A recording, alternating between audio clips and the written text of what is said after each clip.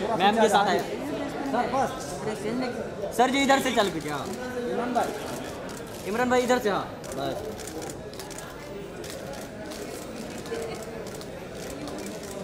Ma'am और sir इधर देखिए नहीं यार।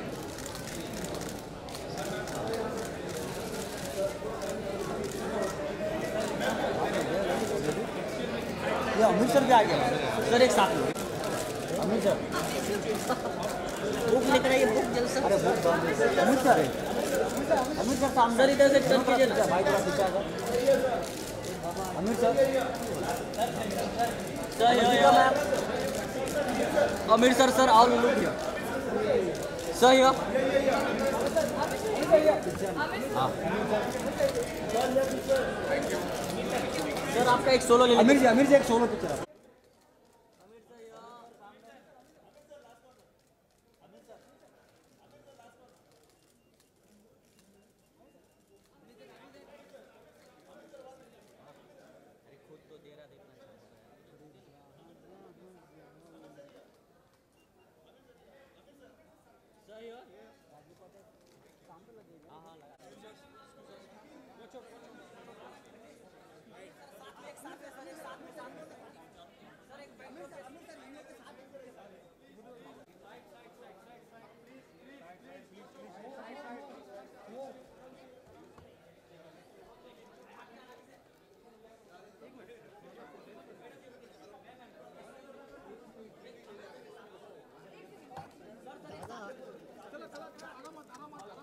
Camera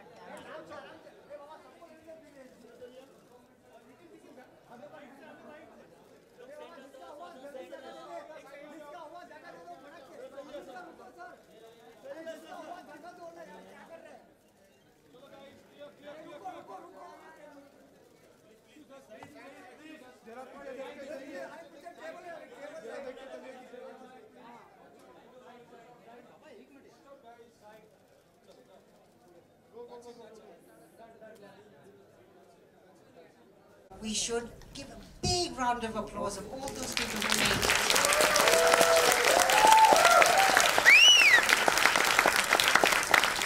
One thing you see fantastic about films like Isri Manzil is not only that they're brilliant in terms of their time, but you can see everyone in every single department is coming from the same mindset. They're coming from being very rooted in culture, very rooted in their musical tradition. And I have to say that if you think about the songs, and Shamim Kapoor, and Asha Ji, and Rafi Saab, and Asha Bhosle, Majroo Saab, and R.D. Burman, I think with Vijayanand and with Nasir Saab, they have given us sublime moments. I think for some of you, maybe the pacing of the film is a little bit different, but the fact of the matter is, it is beautiful cinema. And I'm sure you'll all agree that it's an extraordinary experience to see these films, and we're very lucky. Then I would like to ask Nasir Hussein's children, Mansoor Khan and Muzal Khan.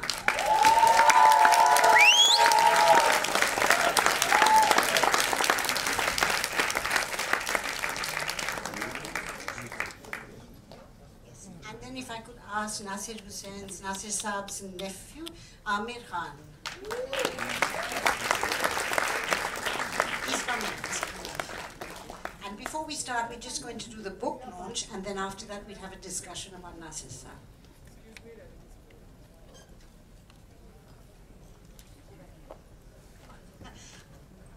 If you don't mind, I'll talk a little bit more about the movie.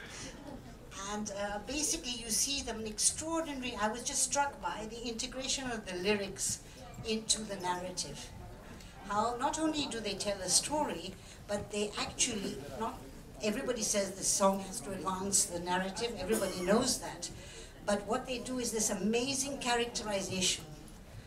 The character of Shami Kapoor and the character of Asha Bhosle is totally there in the vocabulary. And that's why it all integrates and becomes one.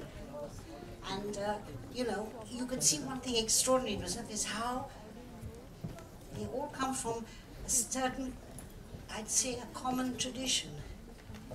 And they speak Urdu or Hindi every day, so everything is flowing. And I think they were very, very lucky to have that. I don't think, is Amir working in a ghost movie? Yes, we're waiting for him, he's just coming.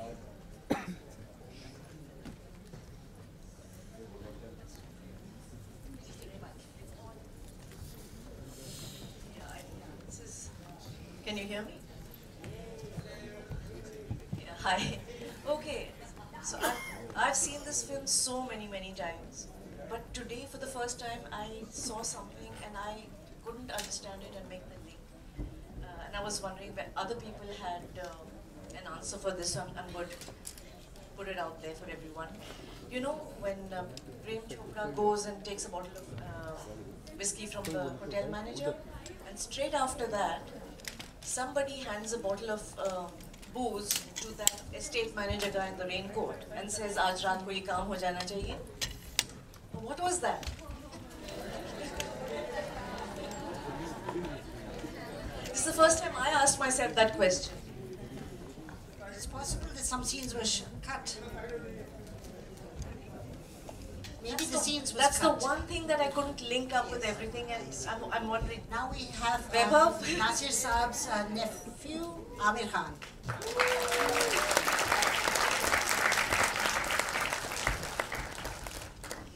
So before we start, I would like to ask Shantanu Chaudhary from HarperCollins, the publisher, who has brought out this book. He's been doing a formidable job of doing lots of books on Indian cinema, and we're absolutely delighted that Akshay Manwani has written this book on Nasir Saab, and Shantanu will tell us a few words about the experience of publishing this book.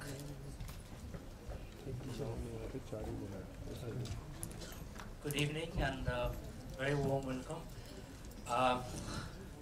Akshay has asked me, and Srin also says, why this book. I think the reason we have seen before us, it's the only way I could have seen all those songs and still pretended I was working. You know, so I was on YouTube all along for 6 months, looking at all those songs, and all my seniors, my bosses thought I was working. So, you know, that's what I could say.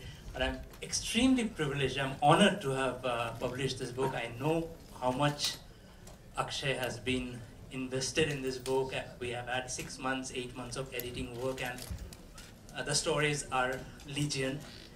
And I'd like to thank Mansoor and Nusrat and Amir for supporting him and coming out with all those fabulous stories about the film and about Nasir Hussain Saab's wonderful, wonderful career. I have lived his cinema for years and years, hummed his songs, been slapped by my father because, you know, you didn't sing Hindi film songs at home those days, but who cared? You know? But it's been that kind of a book, it's been that kind of an experience. Thank you, Akshay, and it's been my endeavor at Harper to bring out more and more good books on cinema, and this is one of the best that we have brought out. Thank you so much.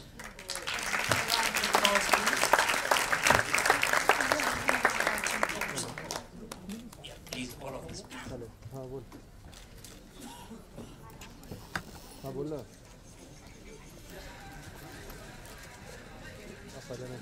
I think it's a most handsome production that also.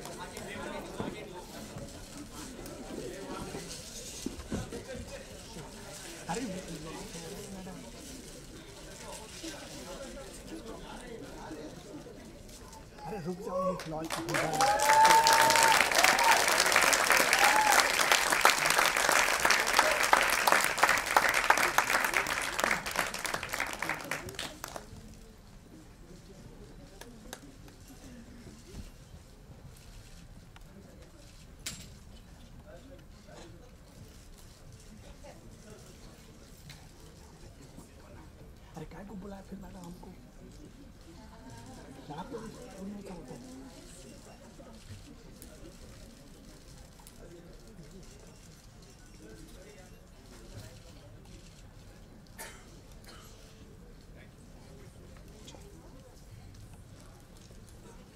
All the wonderful people who are here, I would like to say that in order for publishers to carry on writing these books have to sell. And the books are on sale outside in the lobby. So please feel free to actually take away the experience of Nasir Saab and read about him, not just let us just tell you everything there is to know, especially as Akshay has spent so long researching. I think I'm going to start with Akshay because he's been working so hard on this book, and I want to know, I mean, what was the situation? You just woke up one morning and said, Nasir Hussain? How did it work? Yeah, you know, first of all, I'd like to thank Mami for giving us, me, my publishers, this platform to launch this book. We feel very honored. I feel very honored. This company that I am in. I must tell you that Jo Jeeta Wahi Sikandar is one of my all-time top 5 films. And to be on a dais with Mansoor and Aamir is like, to quote my friend Kausar, dreams do come true. So, but this is like slightly planted question because Nasreen already knows the answer to this question. It's true, but it's supposed to be professional. Yes, yes. See, actually, I was always familiar with Nasir Saab's films in the sense that, I grew up watching Hum Kisi Se Kam Nahi and Yadon Ki Baaraat on loop. And then, Jo Jeeta Wahi Sikandar is one of those films which I saw when I was probably 12, 13 years old. And I was familiar with Nasir Saab's work. But I wasn't certain whether I want to do a book on him. I was actually sifting through ideas when, after I finished my first book, which was a biography of Sahir Ludhianvi. And I remember speaking to 3 or 4 people, of which one was Kausar, one was you. And I said that, I have these 3 or 4 ideas and, what makes sense. And I do remember that both of you all said, Nasir Saab, of course. And then when I started, researching, reading and all, I realized that here was a man who'd written dialogues for some great films of the 50s. Muneem Ji, Paying Guest, before that he was credited for story for a very big hit, Anarkali. And then he has this 2 decades in Hindi cinema between 57 to 77 where every film of his is a spectacular commercial hit. Dil De Ke Dekho, Fir Wahi Dil Laya Hoon. And I said, this man, his legacy needs to be celebrated. And that's what, eventually got me started. Now, the average age here is about 30. And I would like to know, really, Akshay, how relevant is his work today? Well, this is a bit of a difficult question because there are tropes and themes which are there in Nasir Hussain's cinema right through, the romantic couple setting out on a journey. Now you see that even in, I think Aditya Chopra acknowledged this in his book To You, that Dilwale Dulhania Le Jayenge is basically an amalgamation of 3 filmmakers' sensibilities. He says there is Manoj Kumar in that, in the sense of the love for the Des. There is Raj Kapoor's passion of romance, and there is Nasir Hussain's protagonist setting out on a journey, which is what Shah Rukh and Kajol. So there are those themes. There are filmmakers till today who are celebrating music, who are integrating music very well into their storylines. When it comes to the overall, that suspension of disbelief that we call, well, Hindi cinema doesn't seem to, has moved away from that kind of storytelling, which is slightly unfortunate. But there are shades of Nasir Hussain that are present, not entirely, but not also, it's not like it's not there. There are filmmakers who still celebrate song and dance the way Nasir Saab used to. We are going to talk at length about Nasir Saab, but just before we open to and ask the others questions, I'd like to know about the collaboration with Vijay Anand, because clearly it worked a dream. Yeah, I think one of the things that happens with Teesri Manzil is that it is such a fine coming together of great cinematic personalities. It's not just, there's this thing about cinema that, even we film critics or people who write on films sometimes are guilty of, that there's this lionizing that happens, that, this film belongs to this personality or this film belongs to this personality. But I think Teesri Manzil is a very good example of collaborative cinema at its best. I mean, I can't even imagine this film without, let's say, a few of the cameo performances that are there. I mean, K.N. Singh, for example, or Rashid Khan. Mention Iftikhar also. Iftikhar also. And I mean, Helen G, her performance in that song, Vijay Anand, Nasir Hussain. See, Vijay Anand, Nasir Hussain, both that Navketan and Nasir Hussain films, that modern style, the urban spaces, they are these are those filmmakers. They're not like Mehboob Khan and V. Shantaram, who are talking about nation building or Nehruvian socialism. Their cinema is more, it's very urbane, it's modern, there is a celebration of club culture. Both men had this fascination for a certain kind of crime storytelling. You know, almost every Nasir Hussain film begins with a crime of sorts. You know, someone is shot dead accidentally, and then there is a reconciliation or a reunion that happens. So that worlds merge very well with Vijay Anand and Nasir Hussain. In fact, I was quite struck by how many shots would look like Hitchcock in this film. Yes. You know, with the framing and the lighting and even the whole business about identity. These various women who appear, they all appear like the Vertigo character. You don't know who they are really. I was just to, I mean, if you look at Teesri Manzil, and this is probably something that I discussed with Mansoor also, just the second, after the credits roll, I think Shweta was there, I was actually telling her, the second shot in the film, just after Raj Mehra's face is shown, Asha Parekh ji's father in the film, just after his face is shown and there's a cut, the next shot, believe you me, I have timed it, it is 84 seconds long. And you know this is classic Vijay Anand territory. Nasir Hussain doesn't indulge in such long takes, which, you know, tells that, you know, here is an author at work. What I think is also fascinating is the fact that Nasir Saab understood how to bring alive characters through words and dialogue. And the dialogue delivery in his films are fabulous because you get every joke, which is quite rare, and the diction, and it's also very rooted in a certain cultural background. Well, now, you know, sometimes they're forced jokes or, you know, they're not very funny, but he is absolutely in his world, very intact. And then you have Vijay Saab, who uses the camera when you need it. And he also doesn't use the camera when he doesn't need it. So I think when you say you need a long shot, you have actors who can hold the shot. And they both have this wonderful thing. They have actors who can say the words, and they have actors who can act in front of the camera. Now, we're not going to get too technical because it's suddenly gone very quiet in here. I think we're going to start by asking Nusrat, at what point in your childhood, and I would love all three of you to join in because you have the rare privilege of having grown up under his roof. I'd like to ask you, when did you realize that Nasir Saab was a famous man?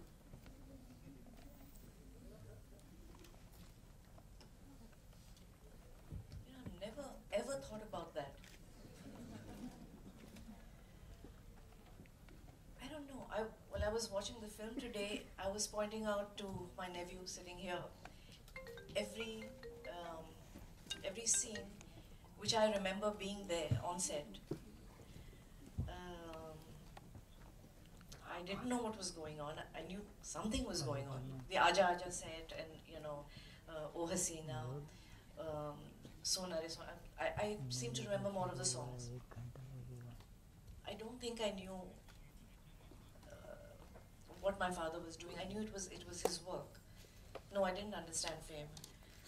And even I never, it's never occurred to me that Shashank was famous or something. Because I think he was such a normal person, you know, that he didn't have any airs about him or that entire star, you know, thing. And he was one of the most successful filmmakers of his time. But he was very normal and casual, so I don't think he, you know, really exuded that kind of air. And so none of us, it never occurred to me that, you know. Mansoor, what about you? Well, you'll be surprised. I saw Teesri Manzil maybe 15 years after it released. So I was totally disconnected with what was happening. So forget whether my father was famous or not. But yes, I mean, I did feel we were privileged. You know, I knew that he's someone special. You know, I didn't know about fame as such, but yeah, we felt privileged and, you know, stuff like that. But I think to extend what Amir is saying is that he was not a filmy personality, or rather he didn't have big bashes. He didn't have a lot of hanger-ons. He didn't have, you know, he would have one party in a year that was his birthday, where everybody was there, and I would go around with an autograph book and try and get everybody's autograph. But yeah, that night felt very special. that night I could feel that he was very, very famous, yeah. I just wondering then, what were the kind of conversations you had at meal times with him? It was not films, that's for sure. My dad, he used to go in the morning to the office, and he used to come back for lunch, and then he would go back again, and he would come back by, I think, 6 or 7? 6:30. 6:30. It wasn't even dark yet, and he would be back home every single day. I don't think that happens anymore. I don't think it ever happened. For example, my life, I mean, very rarely do I come home by 6:30. You mentioned that in the foreword, that he had a beautiful work-life balance. Yeah, so it was amazing to see the balance that Shahjahan had with his, what Nusrat is saying, he loved his work, but he was, as much with the family, and somehow he used to manage to come home every day at 6:30. I don't know how. And that was it. Then he was with us. But what he did do, after he had come home and showered and got dressed in his white crisp kurta pajama, which was his home wear, and I think at an appropriate time, mix himself a drink and put the music on. So every evening was full of music, every single day. And what was he listening to? I'll let you answer that. My dad was always wanted to be on the cutting edge of music sound coming. He wanted to, in fact, when I reflect, one of my favorite bands was Emerson, Lake and Palmer, which is not a band that most people listen to, It's that my dad had bought that cassette. And so he introduced me to it actually. Pink Floyd, he had brought on his London trip, And there were many such albums which actually I got exposed to because he had bought it. So yeah, he wanted to, and he had this Zenith radio, and on that he would tune in onto world music, and that was a big part of the evening.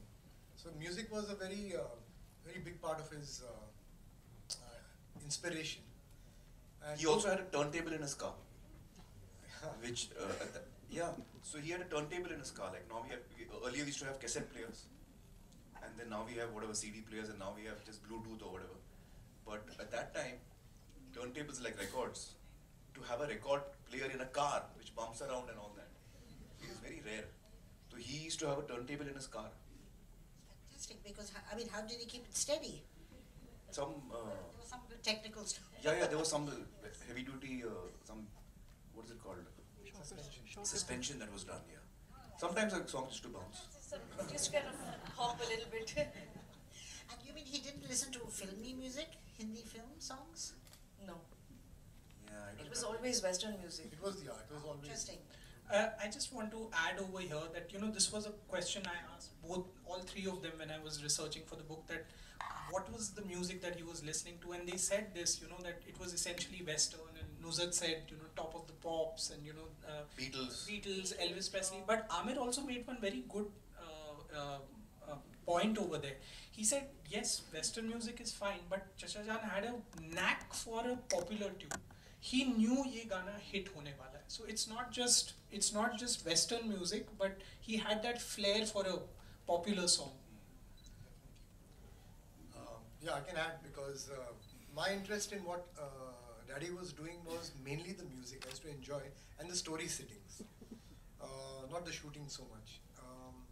So the music sessions were very, very fun to watch, and I had become used to the idea that I know which tune my dad's going to like. And like when I used to watch him with Pancham Uncle, and Pancham Uncle used to sweat before my dad came over because he was a tough customer to please.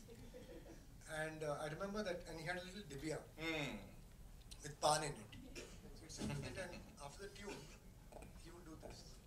He did that, and the tune was rejected. Ugly. So I knew it's gone. So these are little idiosyncrasies which I imbibed, and only later when I never thought I'd make films, but only much later did I realize how much of an intuitive tune sense he had. And it was not because he played the piano or the guitar or knew notation. It was just an inbuilt judgment of what is a good tune.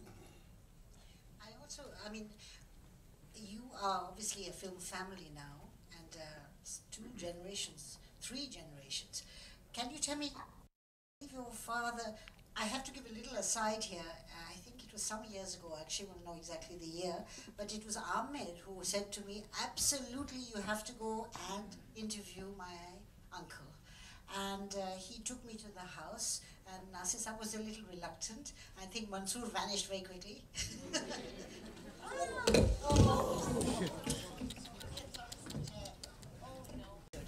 I think it's okay. So basically, Nasir Saab said to me, he was very reluctant to speak. To be honest, he was very reluctant to speak. But then Mansoor left. I don't know if Nusrat was there that day. No, I wasn't there. Ahmed was there. Nusrat was not there. In fact, before you came in, I had tried very hard to do this, to interview him. You know, I kind of followed him around with a, you know, a dictaphone for a couple of days. He refused. Yes. It's 2001. Yeah. So no, I was very keen because see, he had told me so many stories about his life, you know. So I felt that that should be recorded somewhere, you know, by someone. For example, I was an assistant with him for 4 years, so I spent a lot of time with him at that time. So when we would drive from Carter Road, then he would point out the house that he used to live in as a paying guest when he first came to Bombay. And he would tell me that, you know, I had no money. So I used to eat boiled eggs because that is the cheapest thing. So he would buy 2 boiled eggs and just boil them and eat them. So for the first, you know, the first few months that he was here, when he came, he didn't know anyone. He was, you know, the family was also quite upset with him that he was planning to join films. So the few family members who were in Bombay were not very happy with the fact that Nasir Saab was wanting to be in the films. And I remember him telling me that the family was so upset that they actually told Maulana Saab, Maulana Azad, who's my great-grand uncle, and Nasir Saab was made to go and meet him so that Maulana Saab could put some sense into him. कि भाई इसको समझाओ ये फिल्मों में जाना चाह रहा है. And in the entire family it was Maulana Saab, who Maulana Azad, who said to Jajan, just don't listen to anyone. You do what you feel like doing. So I had heard so many stories from him. In fact, we were talking about Teesri Manzil. Teesri Manzil is some amazing, unbelievable stories about Teesri Manzil. I shouldn't share this one. You know, Teesri Manzil actually, originally Goldie Uncle was not directing. And Shami Uncle was not in the film originally. It was Dev Saab who was playing the lead. And Nasir Saab was directing it. He had the story, screenplay, dialogue written by Nasir Saab, and he was going to direct it. And Goldie Uncle is directing a film called Baharon Ke Sapne for NH Films. Baharon Ke Sapne was a script that Nasir Saab had written during his college days and about the educated unemployed. It's a very offbeat kind of a film. And Goldie Uncle was making Baharon Ke Sapne with Rajesh Khanna and Asha ji. And Teesri Manzil was, Dev Saab and Asha aunty. And Nasir Saab was directing that, Goldie Uncle was directing this. So apparently one day Dev Saab, I think, said something. And it was at Bhalla Bungalow, if you know where Bhalla Bungalow is on Pali Hill, which now there's a Sandhu building coming up over there. There used to be Bhalla's bungalow over there, and there was a huge film party where Sadhna ji was getting engaged to Nair Saab. So the entire industry was there and all that. And that night at the engagement party, Nasir Saab and Dev Saab came to blows. They were a little high also. And so they came to blows actually. Because apparently Nasir Saab overheard him saying that Nasir जो है वो मेरे साथ बड़ी film बना रहा है, colour film है, और गोल्डी को उसने कोई ब्लैक एंड वाइट फिल्म दे दी है, कोई नया लड़का है राजेश करके उसके साथ बना रहा है. तो Nasir got very upset and उनका कुछ लफड़ा हो गया. अच्छा, I have checked this with Sadhna ji also. I asked her, I said, did it happen? She said, yeah. So they had to be pulled apart and all. And I can never imagine Nasir Saab trying to hit someone. And for that matter, I can't imagine Dev Saab also trying to hit someone.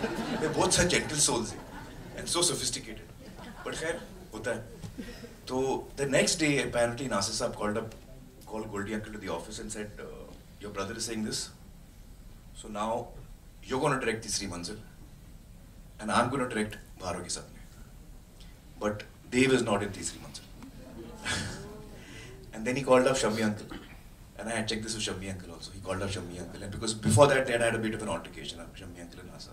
And that's how they got back together, Shami Uncle and Nasir Saab. And you know, that's how this film was finally made, with Shambi uncle in it instead of Dev Saab, who was originally there, and Goldie uncle directing it, and Nasir Saab directing Baharon Ke Sapne.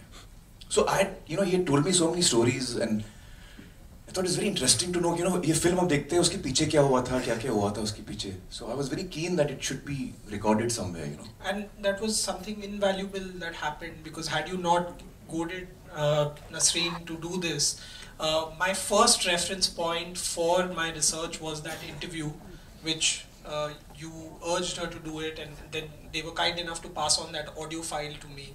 And there are such nuggets about his early life, his early years, and the fact there's this one joke which is there. This is how actually the book also begins.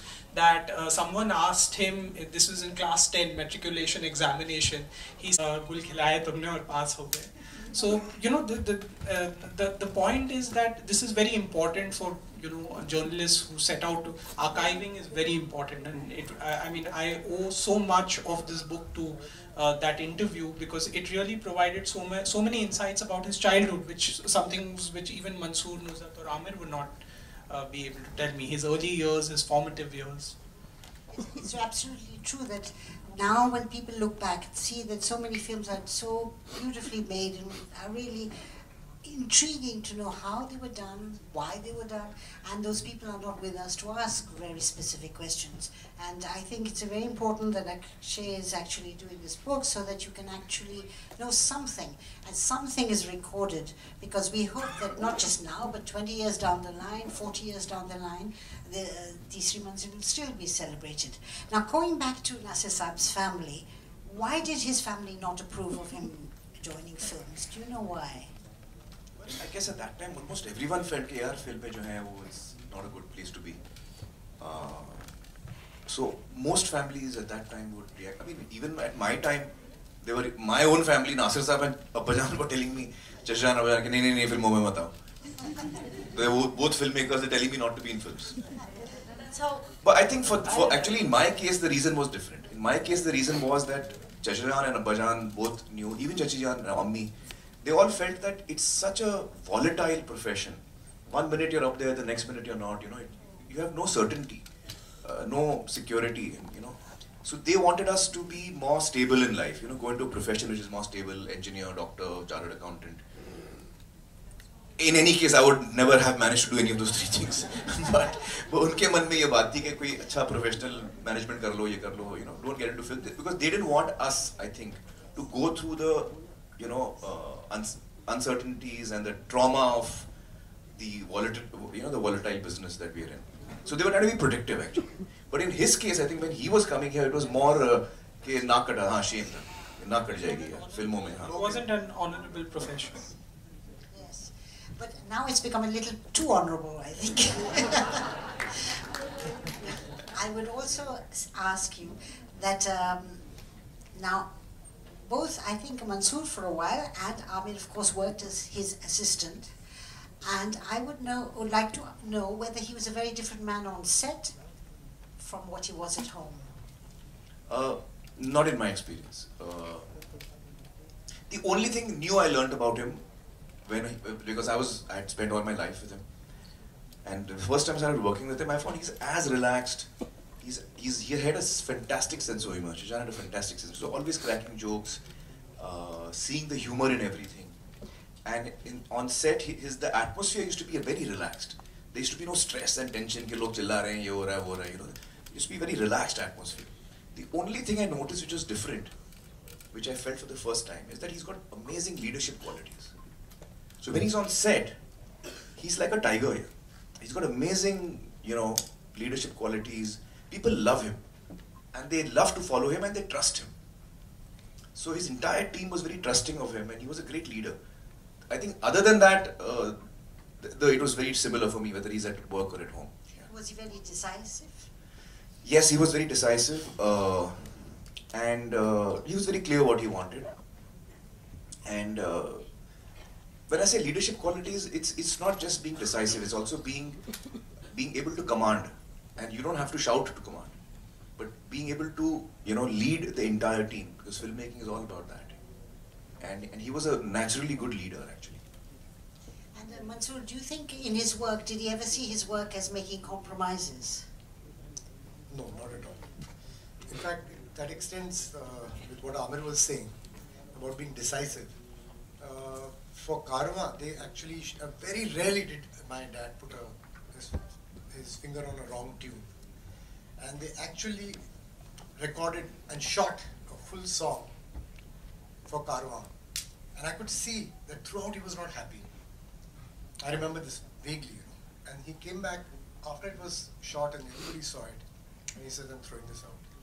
So he was very decisive, and so he wouldn't compromise. And they shot the whole song, and that is Charti Jawani. That is the final song. That is the situation, sorry. So he went back to Panchamangal, and now Panchamangal had to outdo that. So it was something in the tune, but he didn't want to tell him that. But the tune didn't, so he didn't compromise at all. He reshot the whole thing, a new song. And Akshay, when you started working on his films, do you Let me see... give you one more example of his uncompromising nature. There was a film being made called Zabardast, which eventually got made later on. But when it was first announced, it was not Mushir Riaz who was producing it. It was Nasir Saab who was producing it. And the cast was Dilip Kumar, Dharmendra, Rishi Uncle, and Raj Kiran. And there was Asha Aunty, there was an actress from the south, I think Sharda. Yes, you mentioned Sharda. And then there was Zeenat Aman, there was Neetu Ji. So it was like a star-studded, film. And this was immediately after he had made Yadon Ki Barat, Hum Kisi Se Kam Nahi, and now it was Zabardast. It was huge. I mean, that announcement was like, there's an earthquake coming, like that. It was big. And Yusuf Saab was, Dilip Kumar was acting after some time. He shot 4 reels of that film. And he was not happy about something. So he shelved the film. Now that was a big step for him to do, which is just another example of him not being, not wanting to compromise. So when he was not happy, he decided not to make the film. But also one must say that people who produce their own films have this luxury. Well, it's not that. It's an attitude. You see, it doesn't matter how much money you have or how little money you have. What matters is your attitude. And I think in his attitude, he was very clear that he didn't want to compromise on anything. Can I just, taking off from something from what Mansoor said about, he mentioned Karwa and then Amir mentioned Zabardast, which the announcement is made. I think you also gave me a figure, 1.25 CR at that time minimum guarantee, which was like huge. Now, this film is announced after Hum Kisi Se Kam Nahi, which is a 77 release. It's a big blockbuster hit, Hum Kisi Se Kam Nahi. And see, this is the thing again that, we have taken a certain one-dimensional account of decades. So 50s, we look at Nehruvian socialism and nation-building narratives, and we celebrate the cinema of Mehboob Khan and V. Shantaram and Guru Dutt. And that entire Filmistan school from which Nasir Hussain emerges and Subodh Mukherjee emerges, and the people who own the cinema of the 60s have been ignored. And something similar happens in the 70s also. And this was one of the insights that I've given in the book, that if you look at the decade of the 70s, which is essentially, we remember it as Mr. Bachchan's decade, and the Salim Javed, giving shape to this angry young man persona, all the great directors of Hindi cinema who debut around 57, whether it's Raj Khosla in 55, whether it's Vijay Anand in 57, whether it is Yash Chopra in 59, with Dhul Ka Phool, Manmohan Desai, there's Pramod Chakravarti, all of them go to when they come into the 70s, all of them turn to Mr. Bachchan, either to Rishikesh Mukherjee, all of them turn to Mr. Bachchan either to give him his best films or to rescue their own sagging careers, they turn to Mr. Bachchan. The one man who does not turn to Mr. Bachchan is Nasir Saab. And look at the 3 films he makes in the 70s. In 1971, he makes Karwa, which is a huge hit. In 73, he makes Yadon Ki Barat, which I believe celebrated 100 weeks at Star Talkies in Chennai. Okay, and then there was Hum Kisi Se Kam Nahi in 77. And all these 3 films are celebrating song and dance and music, which is, it's almost the anti-Bachchan school of cinema. Because in the Bachchan films, the Salim Javed films, as you know it, music and romance is not there. It's in Nasir Hussain's films. That's absolutely right. Can we ask Mansoor? Now, what I understood is you were not very keen on just following your father's footsteps. But when you decided to, what was the best advice he gave you? it was not that I was not too keen. I wasn't interested in films at all.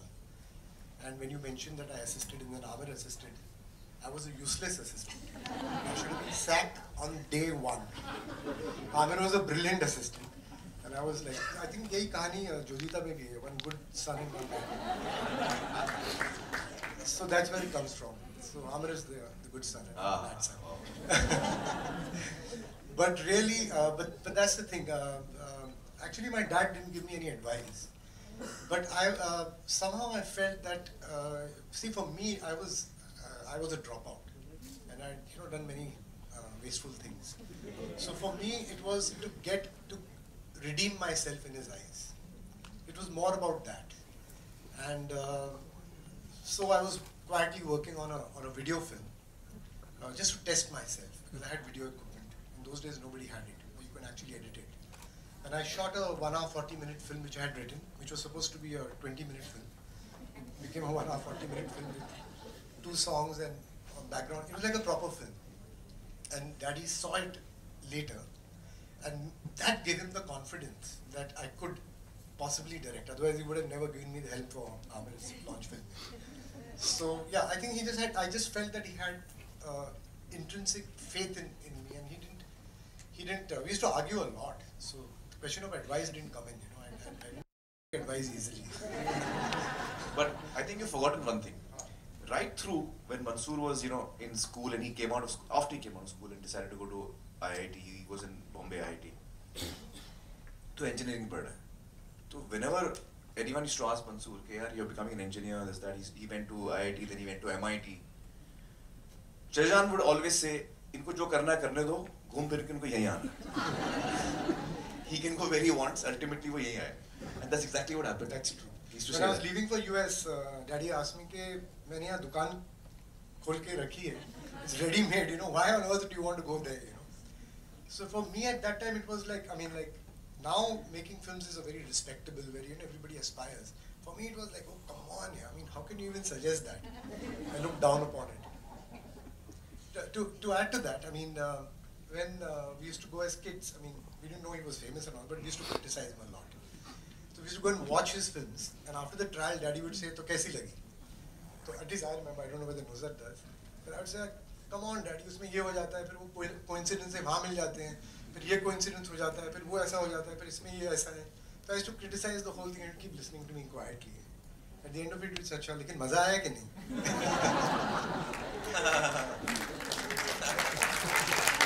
That was actually his ground principle. You can say all this stuff, but if you enjoy the film, that's...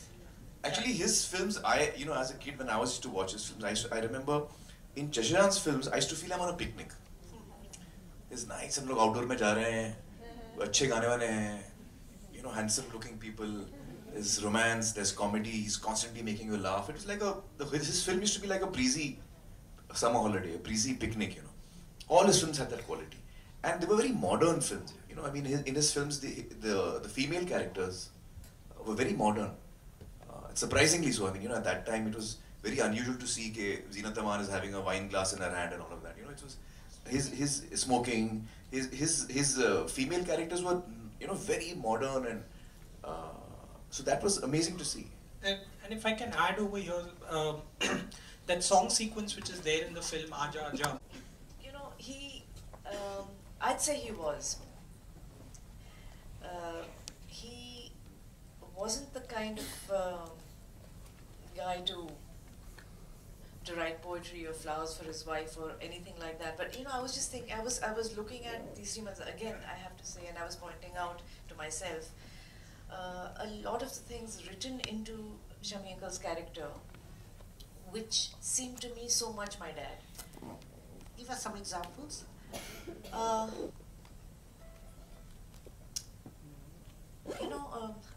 trying to remember the scene. Some of even the mannerisms of the way, no, never, The attitude. The attitude. Dad used to talk like that. So I'm not sure how this came about. Did he write it in? Is this something because Shami Uncle and he were such, good friends that he picked it up unconsciously? I'm not sure, or who picked it up from who. but he was always a very I saw him as a very passionate man, my dad. And very youthful. I mean, the very fact is that it's Yeah. all about young people. Yes, yeah. You know, people talk a lot about, you know, the Nasir Saab's films were show people going away on a holiday and this big romance starts on a holiday. But from on a holiday, also the very important thing is you're away from your family. Freedom allows you to develop personality, and all his films were about people going away also from the family. It wasn't just the picnic.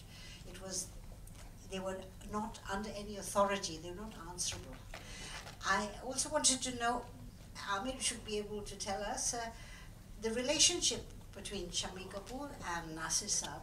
Obviously, you as an actor will know that, are you always acting to please the director, and was that the case? Am I always acting to please him? In other words, you've got to have a mirror somewhere. No, I'm definitely acting to please a director. Because, you know, I believe the filmmaking is one man's vision, and that is the director. The director is narrating the film, and if I'm not able to satisfy him or do what he wants, then, you know, I mean, that's my main goal. Regarding Chesharan and Shammi Uncle, you know, Shammi Uncle in the start of his career had done, I think, 7-8 films which had not done very well. He was playing characters which were very tragic, and, you know, so the Shammi Uncle that we grew up knowing, I discovered later was actually in Tumsa Nahi Dekha, the character that Shammi Uncle plays. So that's the character that Nasir Saab wrote actually for Dev Saab, because Dev Saab is whom he had offered the film to, because he had done Paying Guest, he had done Muneem Ji. And let me go slightly back. So when Nasir Saab first came to Bombay, he was a struggling writer. For very long, he used to ghostwrite. So there were very popular writers who had more work than they could handle, so they would give their work to, you know, people like Chesharan, who was, you know, struggling writer. He needed the money, so he would do ghostwriting. So he would write but not get the credit for the scenes and for the films. And then slowly his talent started getting recognized, and he, you know, got to work individually as himself. And he wrote dialogues for Paying Guest, Muneem Ji, etc. And then finally he wrote the script of Tumsa Nahi Dekha. And he told the producer that, I think it was Tolaram Jalan, if I'm not mistaken. Yes. He told Tolaram ji कि ये कहानी जो मैंने लिखी है, ये मैं आपको तभी दूंगा जब मैं आप मुझे डायरेक्ट करने दें. So I want to direct now.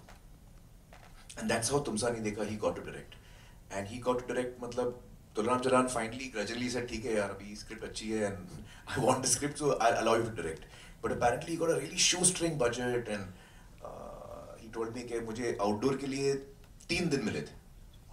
Tolaram Jalan से तुमको मैं 3 दिन दे रहा हूँ outdoor के लिए. And outdoor कहाँ? Gorbandar Road. Gorbandar Road, which is, you know, not this linking road Gorbandar Road. Slightly ahead there's another Gorbandar Road. So that was slightly out of Mumbai. That's where he got the outdoor, कि हाँ outdoor Gorbandar Road पे कर गए हो. So somehow he used to manage and make the film, you know, and that character that we know, Shammi Uncle, which, you know, is the image that we carry in our heads of Shammi Uncle, which is a debonair, charming guy, is actually the image that Nasir Saab had written, which really, you know, became hand in glove with Shammi Uncle's personality. And for the first time, Shammi Uncle actually performed in that way. And I remember Chesharan telling me that when Tumsa Nahi Dekha finally released, one of the things I remember is that when he shot that song, Tumsa Nahi Dekha, that one, apparently he had used a lot of cuts, you know. And at that time, you know, films were not cut so fast. So at the end of the song, he's gone into multiple cuts, and, you know, small cuts of 12 frames. And so when Tolaram Jalan saw the edit, he was like, "Are you mad? What is chakkar aa raha hai yaar? Mujhe to main dekh nahi pa raha hu. Itne cuts tumne dal diye." So the editor and Tolaram Jalan were both very keen that that song should be cut differently. But Chesharan said, no, this, I don't want you to touch this. And he stuck to his guns. And when the film was about to release, Tolaram Jalan was like, you know, anyway, this film is gone. Because Shammi Uncle had not had any successes until then. And I think Naz was a theatre where the premiere Naz Cinema. Naz Cinema. And I remember they had a premiere on the day of the release. So if it was a Friday evening was a special show when the tickets were sold in the stall. And the invitees were in the balcony. And when the film began, Shammi Uncle and Geeta Auntie and Chesharan had come together in Shammi Uncle's car. And they had come to the show, and he said that we sat on the balcony and the film began. And, you suddenly there were noises from the stall which were coming. And Shambi uncle kept asking Chesharan ke, are they booing the film? Are they booing the film? Because he was so used to his films not being liked, He couldn't understand कि उनको अच्छी लग रही है, बुरी लग रही है, किस कर गए. So Chesharan was like, नहीं, they're clapping, they're enjoying the film. So he couldn't believe it. He kept asking Chesharan, Nasir, ये हंस रहा है कि रो रहा है? मतलब क्या हो रहा है? And the film was very loved, and that first show itself became huge. And Chesharan says that day, Shambi uncle, from being someone who had, until then had not really become successful, that day he became a star. Because Chesharan said, when I came out of the theatre, I couldn't find Shambi anywhere. And Chesharan and him had to go home in a tanga because they had come with Shambi uncle in the car. So he said, "वो तो इतना mob हो गया, वो पता नहीं यहाँ से वहाँ सब, he was out of, he couldn't even reach him." And as usual, the writers and directors are unrecognized. So उनको धक्के वक्के पड़े. Finally, it was his first film. No one knew who he was also. So he said कि Chesharan and I were happy कि चलो लोगों को film पसंद आ रही है. They got into a tanga and then they went. How lovely. Yeah. How lovely to have grown up and knowing all this. I think I'm envious of you. But I want you to say something about the writing that Nasir Saab had in terms of Devanand and Paying Guest and so on were very playful characters, especially. When people talk, here there must be people very interested in world cinema, and they always say, like a man like Truffaut. Many of you must have seen Truffaut's films. He had his alter ego was a young actor called Jean-Pierre Léaud. And in a funny way, I think Shammi Kapoor became the alter ego of Nasir Saab. I think Would you the agree? one actor who really brought Chesharan's writing Yes. to bloom fully. He could render it Yeah. the way, Yeah, and because Shammi uncle really, he rendered it the way my dad would have yeah, imagined it. and I just want to add again here to what you've said. In fact, you're right upon Shammi. Nasir Saab, actually, if you look at his filmography, he's not someone like a Shakti Samant or a Manmohan Desai who are dependent on one hero, like Bachchan with Manmohan Desai or Shakti Samant and Shammi Kapoor who do 6 films. Nasir Hussain does 2 films with Shammi Kapoor, he does 2 films with Rishi Kapoor, he does only one film with Shashi Kapoor, with Jitendra, with Rajesh Khanna, with Joy Mukherjee, Dev Saab. with Dev Saab one film. So Joy Mukherjee. Yes, with Joy Mukherjee, Fir Wahi Dil Laya Hoon. So basically, that passing of the baton happens in. Definitely. Not just Elvis Presley, the Beatles, all of these, the early Music stars. the 60s, most definitely. And I think, again, the physicality of Elvis Presley was quite different from all the other stars, the music stars of the time. And I'm wondering if anybody else sees a link between that and... I think And Shammi uncle. yeah. I think Elvis Presley was copying Shammi uncle. कहीं देखा होगा उसने, तो पता नहीं देखा. हाँ, इसको कॉपी करता हूँ.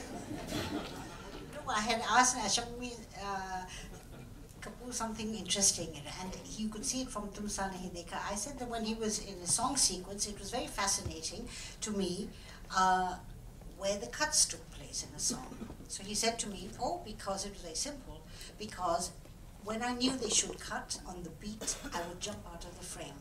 I wasn't there, so therefore they had to cut. So I thought this was brilliant. And if you see his shots, he's kind of flopping out, a little bit like I did the act with my chair, and he disappears. So unbelievable, that confidence of the edit. And he's always said, Shammi Kapoor has always said that he was not a good dancer, but That's not true. I spent a lot of time with Shammi uncle. And he when I got to know him properly and was spending a lot of time with him, by then he was a very loving, warm, person. But he told me that, in my youth I was really bratish. And मतलब अभी जो आज के brats हैं, he would put them to shame. That's how bratish he was. He's told me a lot of stories which I'm not going to repeat over here. But so I can imagine him, the combination of him at his, peak of brattiness with Chesharan, and the two of them, working together. Yeah, I just want to say something about that, because we're talking so much about Shammi uncle and dad. I think that a lot of what my dad was as a character inside, but which he wrote, but he didn't do himself physically. I think that he saw that Shami uncle had that.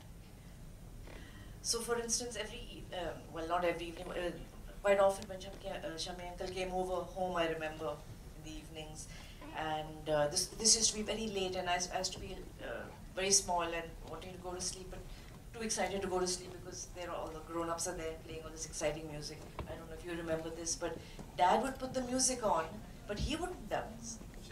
Shami uncle was the one who was dancing. And this would be in that little bedroom of ours, our parents' bedroom, because just next door is my dad's mom and aunts and all of that, and couldn't make too much noise also. But this is what he used to be doing, and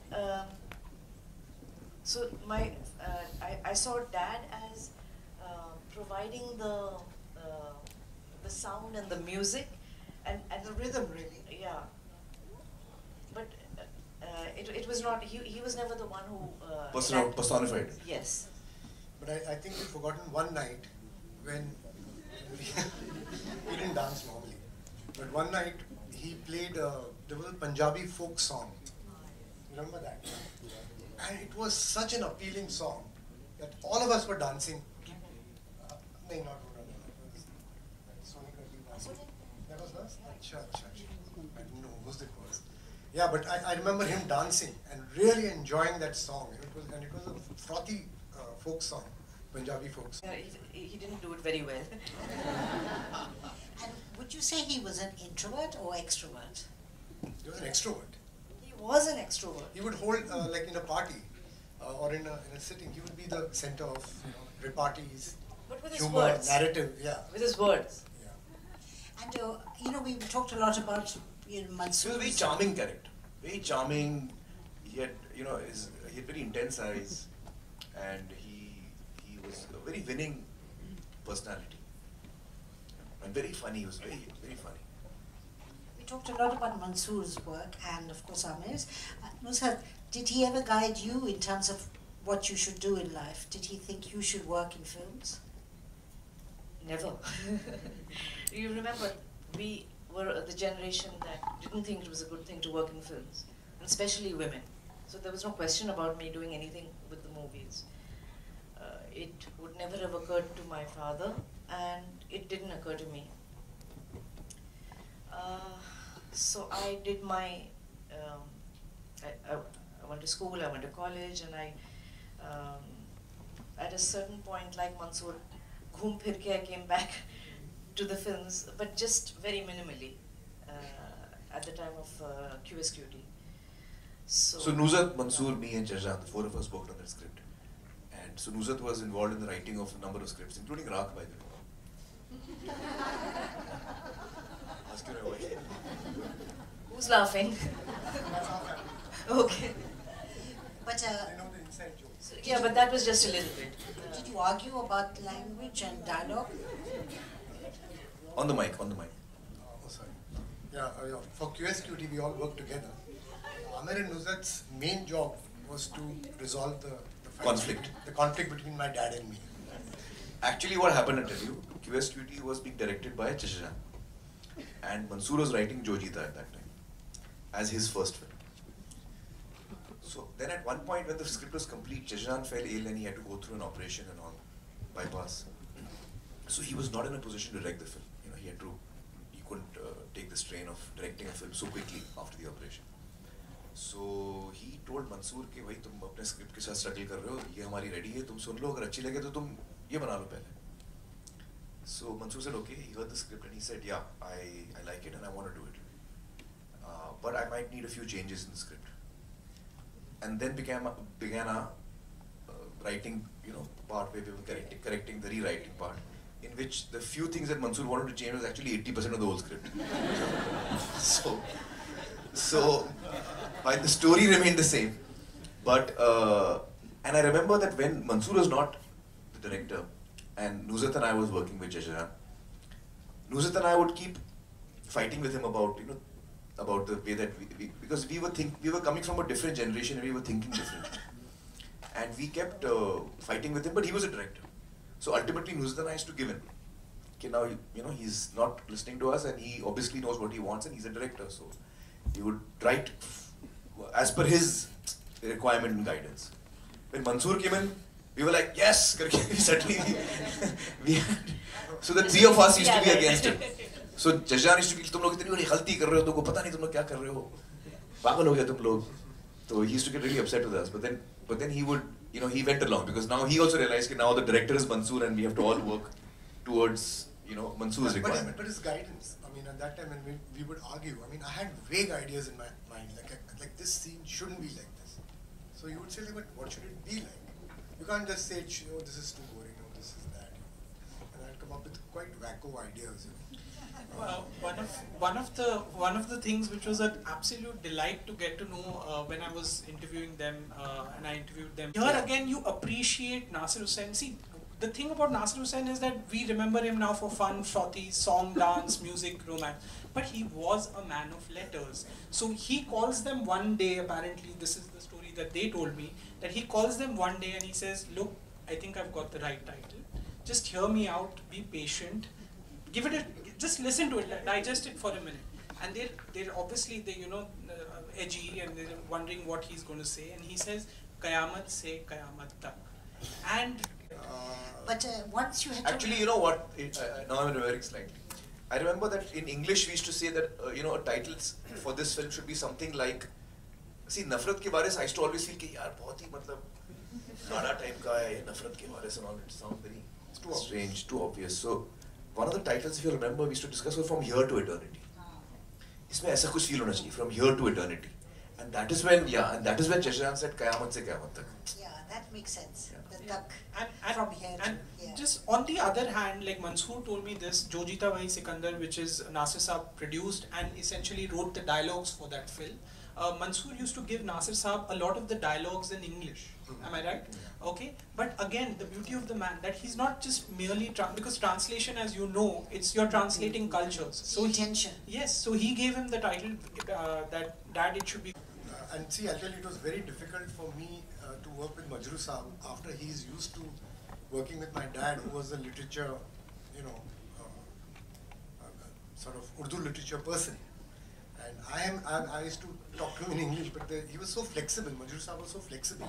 He said, "आप अपने तरीके से बताइए. You explain to me in your words, what is that boy saying, or what is the girl saying, and stuff like that." I used to do things like that.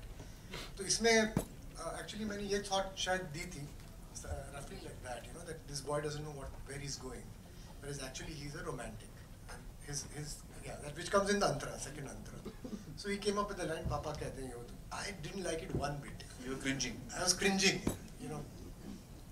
but everybody else liked it. It's an interesting line because, I mean, psychologically, it really is seeking the approval of the dad.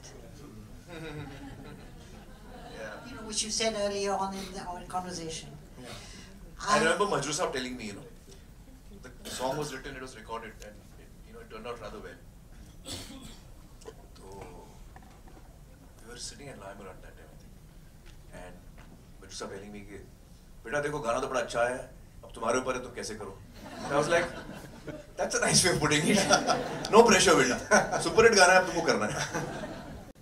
And in terms of when you went from being an assistant, Nasir Saab was clear he wanted to launch you as an actor. No, he wasn't clear actually. He wasn't. Tell us. See, about what it. happened is that for me, when I wanted to be an actor, I was very conscious about one thing, that I never wanted Nasir Saab or Chachajan or Abbajan to ever feel, that now it is our responsibility to launch art. I didn't want them to ever feel that. I didn't want to be a, burden on them. So I knew by that time I wanted to act, and I was doing my own thing. I used to go to FTI, I used to do diploma films over there. I was doing theatre. I did a film called Holi, which Ketan had directed at the Film Institute. So I was doing my own thing, but I never ever, even by mistake, I used to not mention to Chachajan or to Abbajan about me wanting to act, and because I didn't want to even go close to that. So two things happened, and coincidentally, both these things happened with a very famous couple of today. What happened is I did a short film called Paranoia, which Aditya Bhattacharya had made. This is much before ARC. I'm talking of when I had passed out of school, 10th, and just before the first year college began, in the holidays, I shot for this film called Paranoia, which was a 40-minute short film, entirely silent, meaning no dialogue, no music, nothing, not even a pen ka sound. ऐसे करके चलती पूरी film. So he had made that film, and he made it as an experiment to learn about cinema, and he wanted to learn filmmaking. And so he asked me. I was in school with him. I was his classmate. So he said, "Okay, will you act in it?" And I said, "Okay." I mean, he said, I need your help. I need another boy, something like you. Can I?" So I said, "Okay." So I was the actor on the film. I was also the production manager and the assistant director and the spot boy and everything. So basically, I was helping Aditya. And the experience of doing that film actually got me interested in filmmaking. Until then, I wasn't. But I'm saying something else now. So the film got complete, and he wanted to show it. So he called Shabana ji to Dimple Theatre. And Shabana ji was the only person sitting in the theatre and watching the film. It was a silent film, and it was pretty, difficult to fathom what Aditya was trying to say. Usually it's difficult to fathom what he's trying to say. So khair, film khatam hui, and Shabana ji is a very, outspoken person. So Aditya's mother, Rinki auntie, was next to her, and Aditya was sitting behind them, and I was sitting right at the back with my sister Nikhat, who's there. Now mind you, nobody in my house knows I've gone to shoot for this film. Because my dad will just kill me if he comes to know, okay, I'm shooting karne ja raha hai. I didn't even tell Ammi. So I used to pretend I'm going for a hockey match early morning. Ammi हमारी hockey match है. मैं hockey stick लेके जाता था. Actually shooting पे जाता था. तो खैर, Shabana ji was watching the film, and she saw the film. She got up and said, "I didn't understand the film, but who's that boy?" So Rinki auntie said, "वो पीछे बैठा है, ताहिर का बेटा." So she said, "Where?" And she turned around, and I got up. I said, "Hello, ma'am." So Rinki auntie said, "This is Tahir Saab's son." Now Shabana ji was working with my father at that time in a film called Khoon Ki Pukar. The shooting was going on.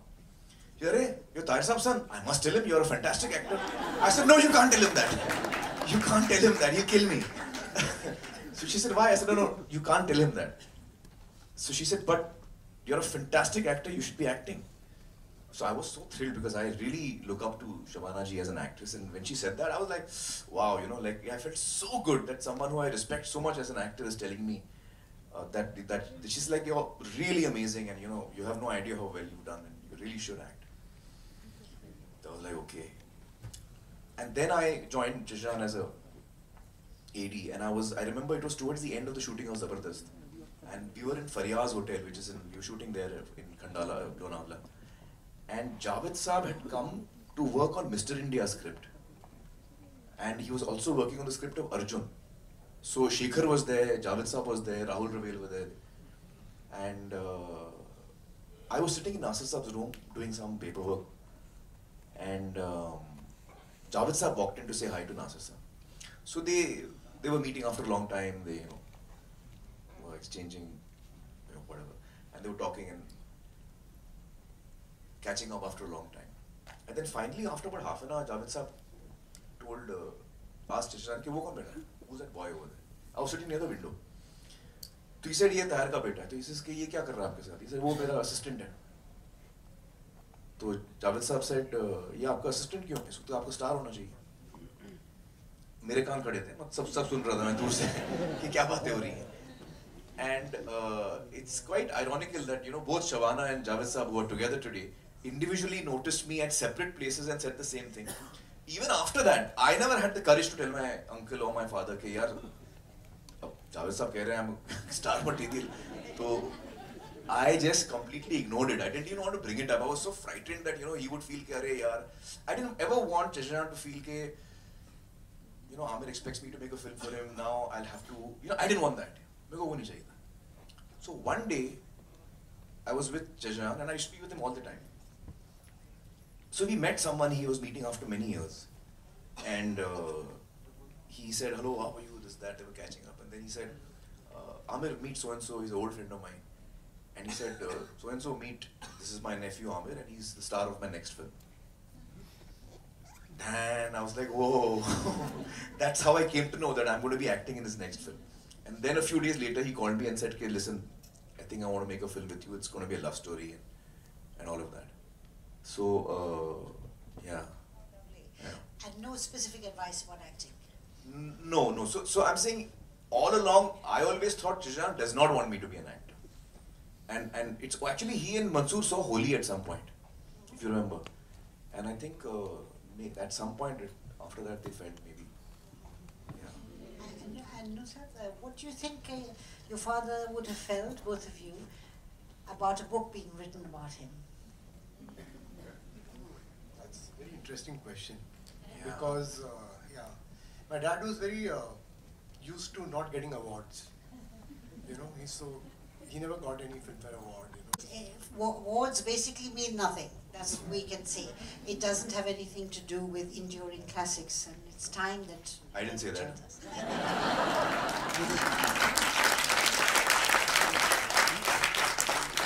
Will he be surprised about this book? I think he would be shy. He'd be shy about I it. think he would be shy. He'd be like, nahi, kya book, kitab, kya hai, chodo. You know, people will watch my film if they want to. He would be, I think he would be shy. You think you would read it? I don't think so. No chance. No chance he would never read. How interesting. And you would I've just one last question before I ask. I would like to ask one question to Imran, who is here. But before that, I want to know, did you all speak in Urdu at home, or how did you converse? Both, Urdu and English both. It depended on what the subject was. How was his English? It really depended. No, his English was good. His English was good, his Urdu was better, of course. But he was most comfortable in English as well. And Mansoor, you are defining the subject. Can you give us some more information? I want to hear that. Yeah, I mean, it's hard for me to tell you, but there were certain very colloquial things which you can only say in, Urdu. Yeah, so we were just used to that. I have to tell you a funny little thing. It was what Nusrat told me. I had gone to interview Mansoor about his work with Majrooh Sahab one day, and I said to Nusrat, he's such an honest man. Mansoor will not be able to tell a lie. And then Nusrat said, why do you think we don't give him any secrets? Yeah. So We try and keep all our secrets hidden from Mansoor. I would like to first, where is Imran? Is he here? Where is he? Imran, can he get a microphone, please? And it'll be very kind if you could stand up so everyone can see you. Imran, you grew Hi, up, everyone. obviously you are his grandson. What do you remember? Because there's always a wonderful relationship with the grandfather. And was he curious about your youth? Because he was so youthful in himself. Strangely, I never really saw my grandfather as a filmmaker. To me, he was Nana.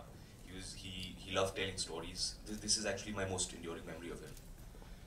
That every evening, and every single evening from the time I was maybe 3 years old, I remember he would tell me a new story, and he would make it up as he went along. Generally, I was the star of the stories. So Imran would go here and do this and then that, and everything. He would weave in bits of adventure stories, science fiction, just all sorts of stuff. And that continued. He passed away when I was 19.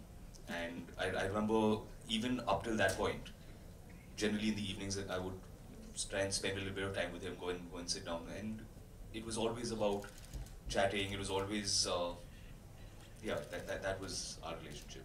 To me, I never saw him as a filmmaker until much, much later when I started watching his films. He was just... And did he want you to be an actor? Nobody in the family wanted me to work in films. Family tradition. I think that's how we've always done it, Family every tradition. every generation. Thank you so much. Thank you. Let's give him now we've got about 20-25 minutes and we're going to take some questions. Now, first of all, I'd like to say something. Can we absolutely shock the panelist and stick with the subject? Nasir Saab or the book? And I promise you next time we talk about global warming.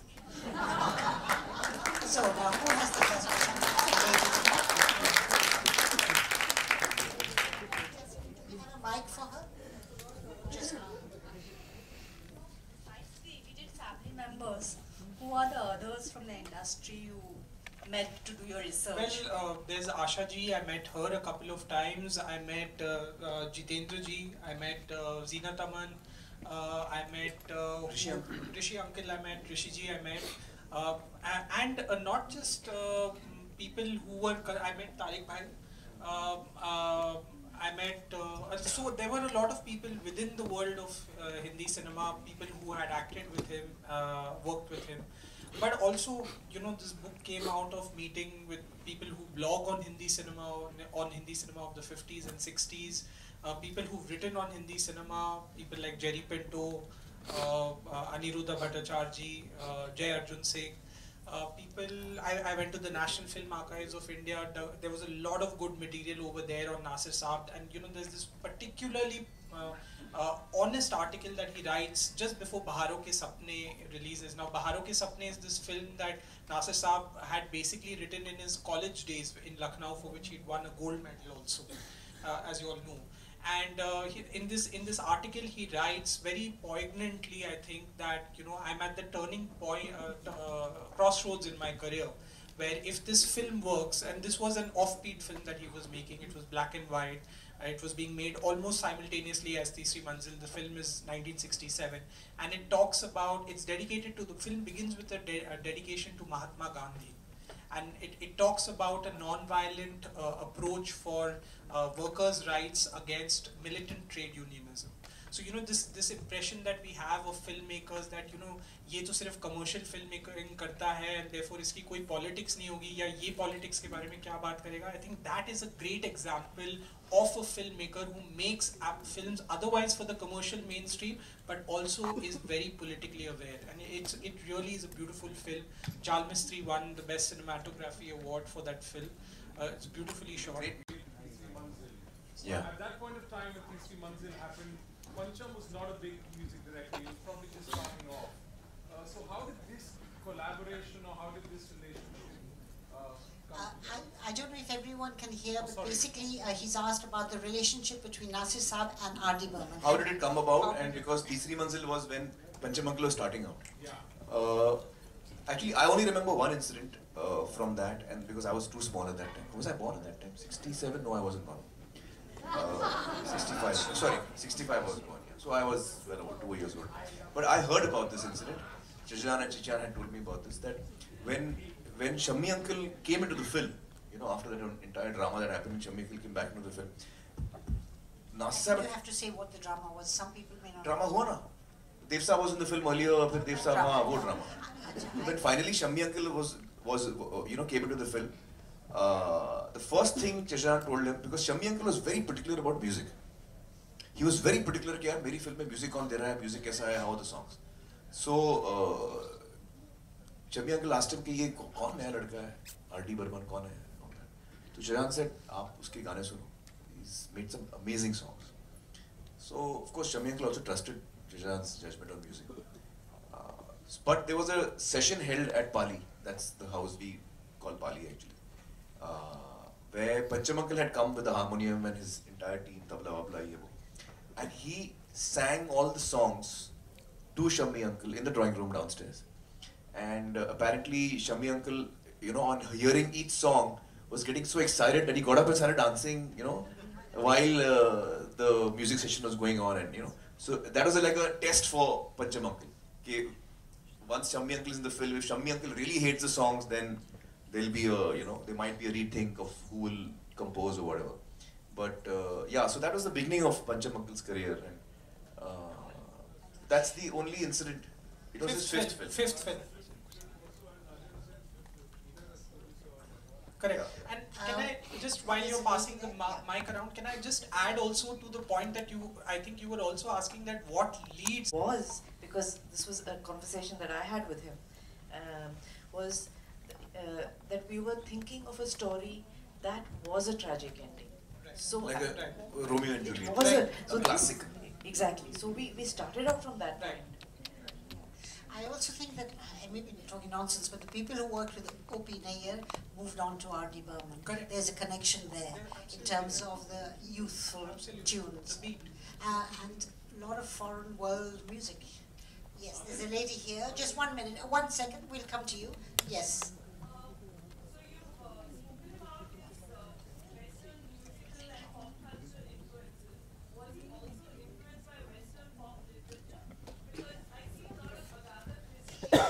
P.G. Wodehouse.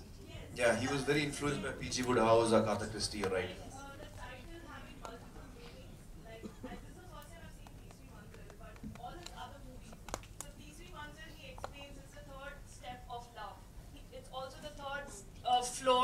which the girl jumps. Yes. Even Agatha Christie's books, the titles are referenced within the books.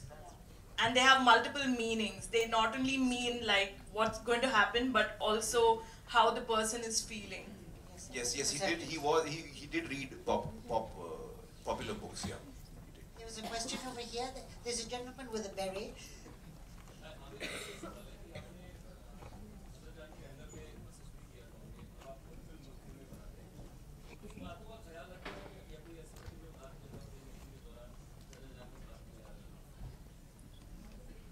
Did everybody here at the back? What are the things that I've learned from Tisharan? Some important things while I was assistant. You know, I think one of the things that I remember him saying. In fact, he and Abbajan would both say that, and that's probably my biggest lesson.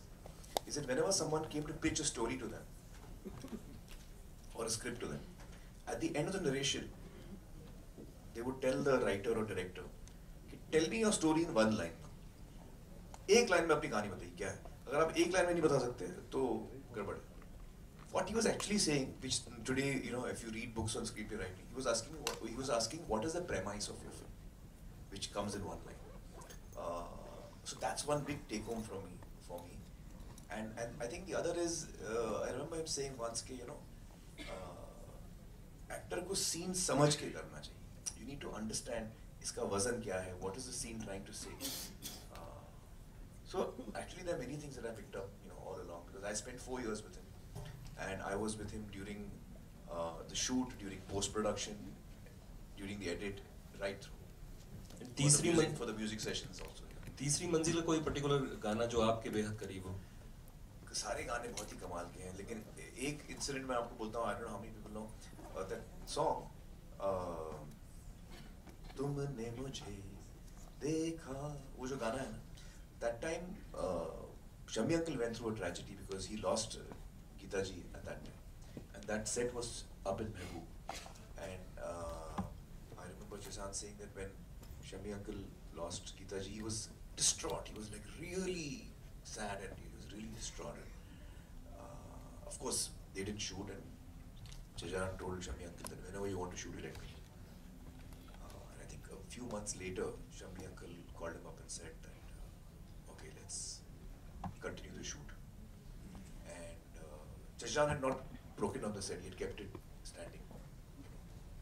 And the song that you see in the film is the first thing that Shami uncle shot for. The first shooting that Shami uncle did after Geeta ji passed away was that song. तुमने मुझे देखा, होकर मेहरबान. He had a very sad expression. It comes across, I think. Yeah, so And that there was the first thing he shot for after she had passed away. There's a gentleman here, and then anybody else, can you put your hands up so I Yes. can identify you? Yeah. Where? Yeah, like at the end. Right at the back. All right, right at the back. Okay. Okay, so after we come to you. Sure. You can just ask, we will repeat the... Short one.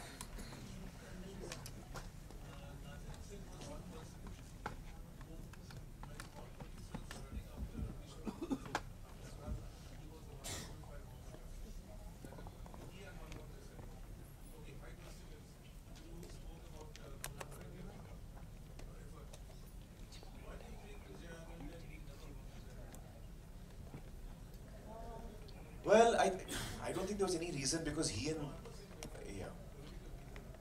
you know, they were both very fond of each other, because whenever I was with Tisharan and we would bump into Goldie uncle,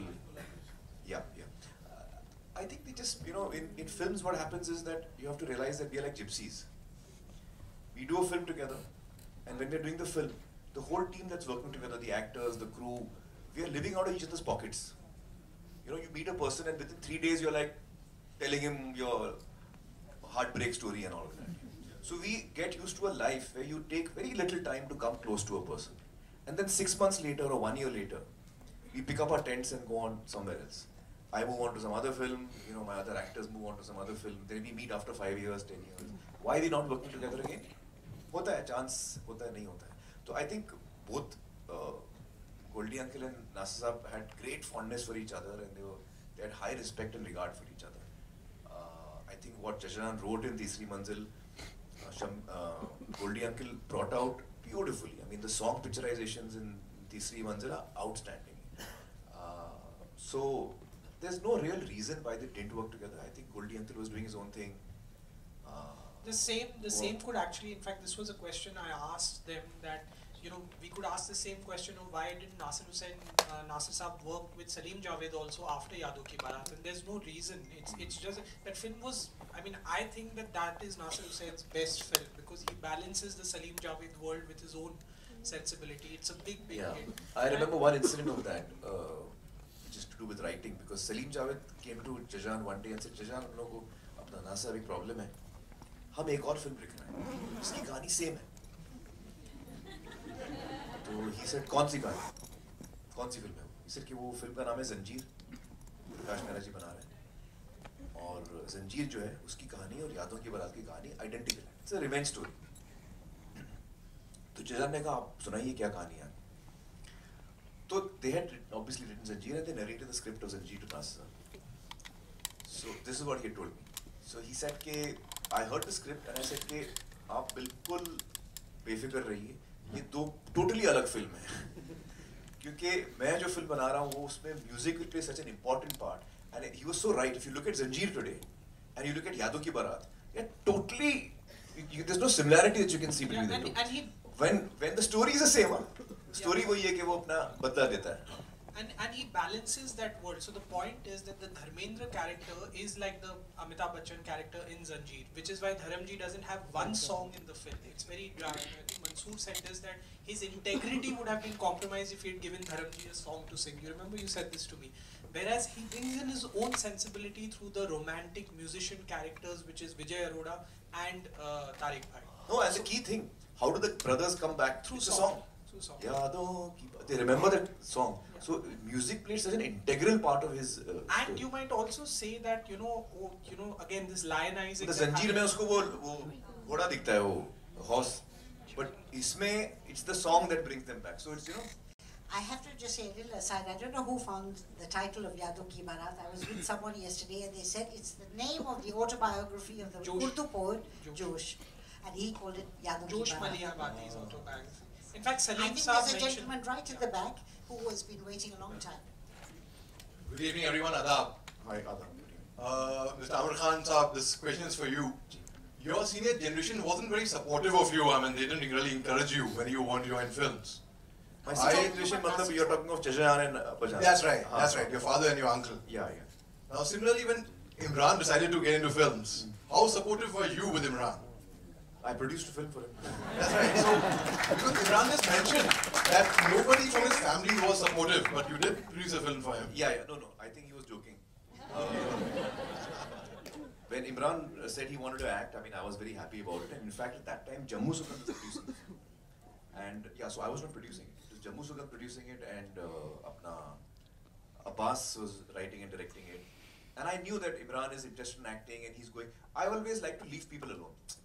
I don't want to start interfering in Imran's life or in anyone's life, So I knew he was doing something, and whenever he needed my help or something, I knew that he would come to me, and if he didn't need my help, he wouldn't.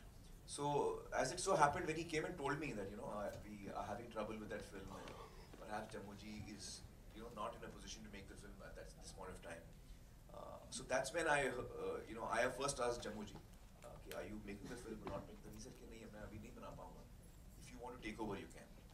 So I heard the script, I liked the script, and we did a screen test. We did about 6-7 scenes, and did the casting. And so I mean, if I was not supportive of him being an actor, I wouldn't have gone ahead with that. There's another question there, yes, and then we come to you. But all of us in our family are very obstinate. कुछ फर्क नहीं पड़ता. हमारे elders क्या सोच रहे हैं? हमारे आजकल तो मैं सोचता हूँ मेरे youngsters क्या सोच रहे हैं? मुझे क्यों पता है? My kids don't agree with me half the time. So my name is Krutarth Desai and I am a big fan of yours. मेरे लिए बहुत बड़े superstar हैं.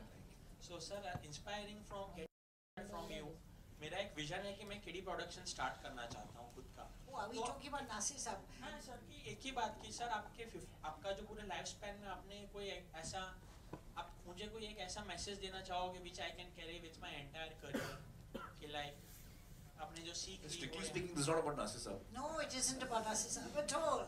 I think you'll have मैं क्या advice दूँ आपको यार? अच्छा ही करोगे, I think.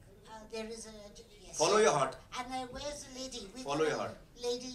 Okay, we go with him. A quick question, and then go to the lady. Yeah. This is for Aida. Akshay, you lived this book. Sometimes you got some ideas, right? So my question: when you did research, when you meet with the people, Modern women in Indian movies. Like, what is your definition Oh no, of that's, modernity? let's talk about Nasir Saab's women. Yeah, That would I be mean- much more the point. Can you take? Yeah, like while directing, or how do you usually portray a modern woman? What is the definition? Someone who's independent, someone who has her own mind. Okay. Not through like if you portray, if you just show them drinking or smoking. I don't think so. That is a concept of being No, modern. I think you might have misunderstood what I was saying earlier. A woman who's independent enough to decide what she wants to do, and she doesn't need to take permission from anyone. Nuzhat. So when she does things like having alcohol or cigarette, she's not seeking anyone's permission to do that. Independent. Okay, there's a She may be gentleman. doing other things also. I just give it as an example. Can you just stand up and ask? We've got time for two more questions. Hi. Hi.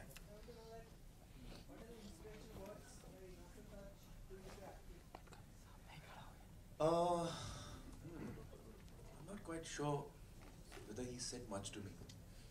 No, he didn't. No, he didn't give me any inspirational words. Yeah, he didn't come to set. Jajant, in the entire shooting of Qayamat Se Qayamat Tak, he never came on set except for one scene. The only scene he came to set for was the interval scene. But otherwise, he was not on set, so he didn't really say much to me. He left us to it, yeah. He left us to it. But it's interesting that this interval But because he it's would crucial. give me one. He would say one thing to me repeatedly. Okay, happy ending zarur shoot karna. So that was a constant refrain that he had with me. नहीं shoot तो किया हमने. And you नहीं, did shoot did. किया. We shot both और ends. कभी देखा नहीं उसको. We didn't even edit it. Okay, there was a the gentleman very enthusiastic here. I'm a big Nasir Saab fan. His last two films, although I have seen both of them, Zabardast and Manzil, 5-6 times, and I love them. But they were not as successful. In fact, they were not successful. They were not successful. Yeah. So, but great music also. So, was he? How did he take failure when he was consistently a successful filmmaker? And even Zamane Ko Dikhana Hai did well, but not as Not that way. Yeah. So, how did it take failure? I think all three of us have our different point of views, perhaps. You take it. Yeah, because actually those two films came much later. I mean, they came later. Zamane Ko Dikhana Hai was the first film which actually delivered a shock to him. And I can say that because I didn't spend as much time maybe as Avan did with him, but that phase I was spending. Never seen it actually. He'd never seen Complete failure in his entire rejection career. So yeah, he didn't take it well. Even I remember that he was quite depressed and he was really mourning the fact that the film hadn't worked. I remember that. And he had one question of me, because when the trials used to happen, the first trial, second, third, fourth, and I used to go for them. Cultural issues that it may have had, and we can go into an analysis of that. But I have to say that whenever I saw Zamane Ko Dikhana, I loved it. It used to, but you have to know that the trial used to end, screening used to end at train का गाना. वो गाना खत्म होता था, trial खत्म होता था. Last के 4 रील shoot नहीं हुए थे. So those trials which used to end with there continue के अभी 4 रील shoot होके आनी है. We used to love it. I used to just love that film. And everyone used to love it. See, Chashna was a very emotional man. What happened is that he and Tariq Bhai were not, getting along well for some time. And after very long, and Tariq Bhai's career, of course, then after that didn't do very well.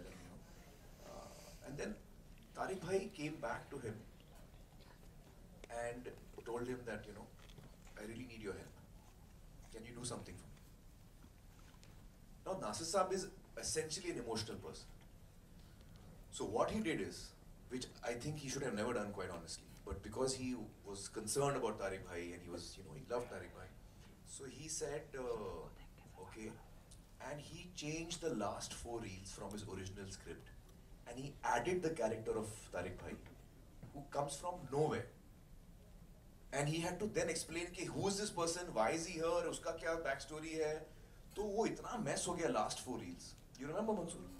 So last 4 reels became a mess because after shooting 80% of the film, he suddenly decided कि I'm going to bring in a new character, and I'm going to give this role to Tariq Bhai, who's asking me for help. So I'm going to do what it takes.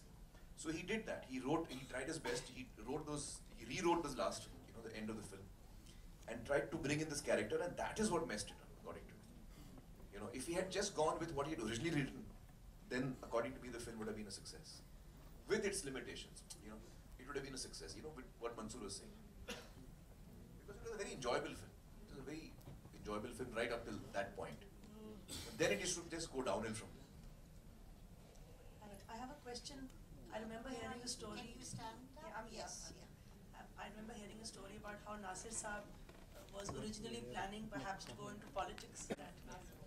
No, not politics. No. The family was trying to push him into the foreign services. कि यार इसको foreign service में डाल दो. He was working with Maulana Azam. Oh, was he working with him? Yes, he was his personal assistant. For some time.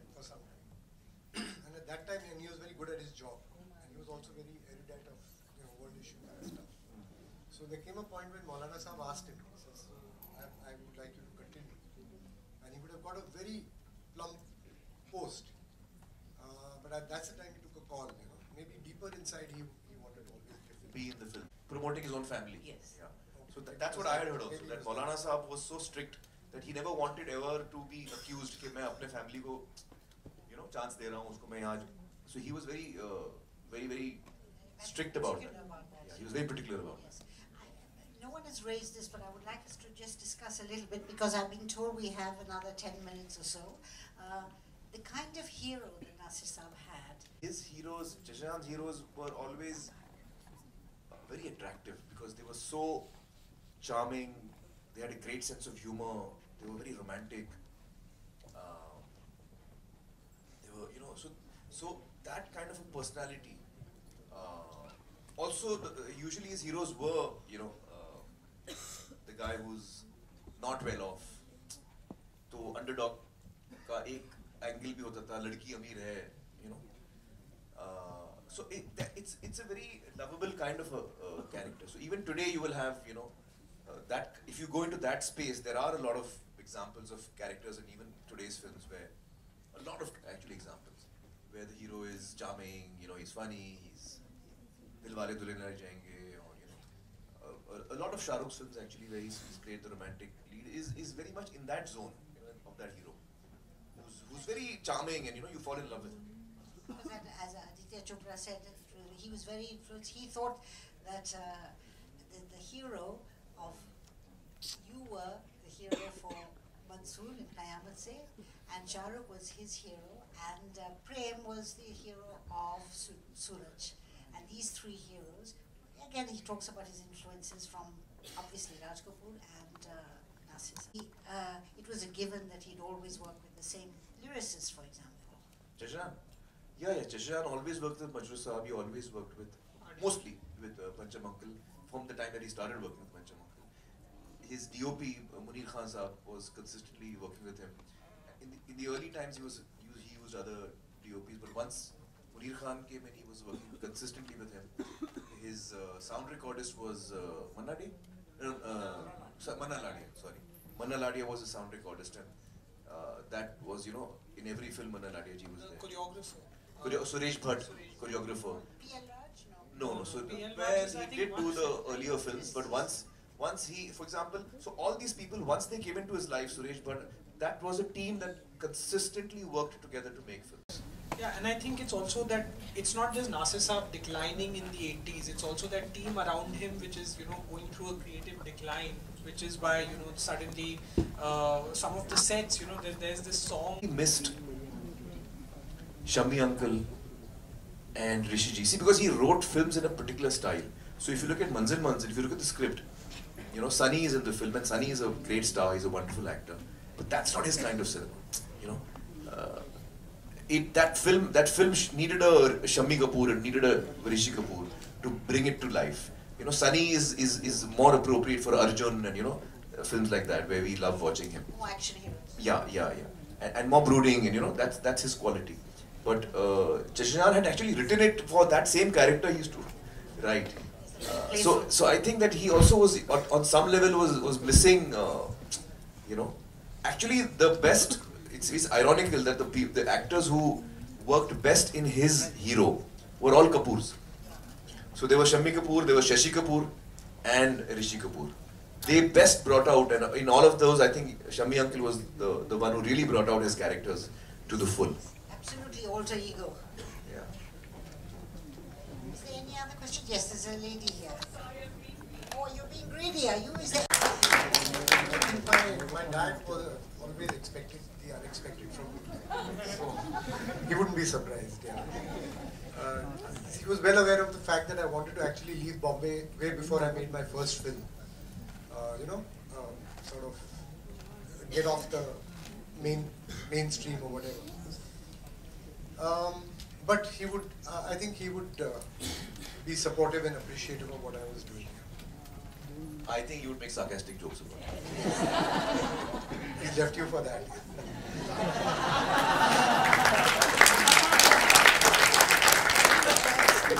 Questions. Let's have some new hands up. There's a gentleman over there. Question on Nasir sir, please. Just shout out your question. Yes. Is the mic? Is there a mic going? Hi, assalamu alaikum warahmatullahi wabarakatuh. Amir again. Hi. And my question is Your that question better be short this time. Yeah, it's just one line. It's just simple that for the writer also, it's for Amir and my writer, that in the race of life, like method and madness, which wins and which is more applicable while writing the book. You have written the book, so you have lived some characters in that. So what's applicable for the youth to practice, method or madness? It's for you and me. You go first. Method is for you, madness is for me. I actually didn't get the question clearly. मतलब क्या करना चाहिए? Should the youth follow method or should they follow madness? I think it's best left if you. My question is this. Like question मैं समझ गया, मैं अभी answer. You have to have madness. I think no matter what field of profession or whatever path of life you've chosen, you need a certain amount of थोड़ी बहुत madness चाहिए, to really excel in what you're doing and to break new paths. And you also need a method to be able to give it some structure. So you need a bit of both, I would imagine. I would imagine that complete madness is a problem. Yeah. So you have to have a structure with it. Otherwise, it's like intelligence. It has to be applied. Anybody? Yes, there's a lady. Oh, you stand up. Yeah. You, the one with. Is it a blue T-shirt? You. Yeah. Sorry, grey. I wanted to ask one thing which I think everyone has missed here. Nasir साहब की movies में मोहम्मद रफ़ी साहब के गानों का कितना योगदान है? क्योंकि पापा मेरे देखते थे मूवीज, मैं झेल नहीं पाता था बचपन में. मुझे मोहम्मद रफ़ी साहब सिंगिंग के गॉड लगते हैं बचपन से. तो उनके सारे गाने, और उन्होंने कमबैक भी किया था, हम किसी से कम नहीं में. आई थिंक क्या हुआ तेरा वादा, जब इंडस्ट्री ने उन्हें राइट ऑफ कर दिया, उसके बाद मोहम्मद रफ़ी साहब ने वापस स्ट्रांगली कमबैक किया इसमें. तो क्या ये उसके लिए नासिर साहब ने उन्हें पुश किया था इसके लिए कि उसके बारे में आप थोड़ा प्रकाश डालेंगे? Well, I to be very honest with you, I did. One of the best directors जो है वो काम ही नहीं कर रहे हैं, ऐसा कैसे चलेगा? इतने दो अमेजिंग फिल्में आपने दी है जो. Absolutely right. Yeah, I mean, sorry, आपने छोड़ दिया फिल्म में. I'll try. Well, if I can just add something over here, then this was, I think, one of the best things about working on this book. I traveled for 3 days to Kunur and I met Mansoor. And it was really such an enriching experience because, I feel that whatever... It was enriching because you went to find out about Nasir's lecture on cheese making. It was enriched after that. No, we all like to think of this, that, we live in these narrow bubbles, that, I write on cinema and somebody else does something else. But, just having a conversation with Mansoor, he'll talk about civilization, he'll suddenly throw up a mathematical riddle, he'll talk about conflict, and his first book, Third Curve, is about oil. It's a book on economics. Economics and the finiteness of resources. This was a subject that is taboo today. Well, it was. I was told not global to warming ko avoid karna hai. See one thing about the fact that Nasir Saab kind of went against the grain, he went against the family and did this. You will find that all these people who are really original thinkers have broken from what their parents wanted them to do. So in the end, even though maybe Mansoor should have run the shop, he's doing something that is his, and his identity, which is admirable. But I want my son to come to the farm. But I just want to add a little thing about this method and madness. Because my dad had the method and I had the madness. And we learned how to bridge that gap, and Amir and Nusrat were in crossfire in that. So, like in the beginning, I was trying to explore basically I was trying to explore my space. And I was trying to find the hero, because the heroine of Qayamat Se Qayamat was very strongly defined by my dad. So it was written in, and the hum and the this and the that and everything. You know what Rashmi is all about. But we didn't know what the hero was all about. But of course, in my mind, I mean, I knew Amir is going to be there, and I was also being true both to Amir's personality and also what I thought Raj should be. So जब हम लोग beginning का introduction scene discuss करते थे, and I used to of course go into this fantasy because I want to go through, I want to explore ruins, and I want to track animals, and I want to, so the opening scene, it says, what is the scene for the hero? I said, this the two friends are walking through and they say, "Yaar, ye Raj kahan chala gaya? पता नहीं क्या कहाँ दिख नहीं रहा है, जंगल में जा रहे हैं." And I said, there was a tracking shot over the trees of the two friends talking and walking. And then you realize that the hero is actually tracking them on the trees. So my dad said, "अच्छा, तो मतलब हमारा hero जो है वो बंदर है." So this is how it would pull me out of my madness. There was another scene that you did. So the other opening scene I remember for Raj that you did was, which again Jan bounced, was Kamra hai, he's sitting in his room and he's working on, there's a table lamp, raat ka time hai, he's working on something, and suddenly we see this snake, emerges from behind the sofa, and it starts moving slowly towards, you remember this? It starts, yeah, you wrote. It slowly starts moving towards the character of Raj. And Raj is, he's totally unaware that एक snake है जो मेरे तरफ आ रहा है. And the snake climbs up on the chair that he's sitting on, and it comes right over here next to him. And when it comes right over here, Raj, जो भी वो कुछ कर रहा है, कुछ draw कर रहा है, that, and he pats the snake and he continues doing what he's doing. So then you realize that it's his pet snake, and he's a person who loves animals. And he's got a special bond with animals. So which is why when they're lost in the jungle, we also thought of things, Rashmi's character is freaking out, but this guy, he knows animals, so he, but then that also got bounced for some reason. But I think it's very interesting because you're talking about method and madness, and we have to remember that Nusrat is a psychotherapist. So that is also a very interesting little change in the whole scenario. Yeah. We try and keep away from her. Otherwise she comes to know too much about us. Speaking about just method and madness. Now, shall we have one last question? Thank you.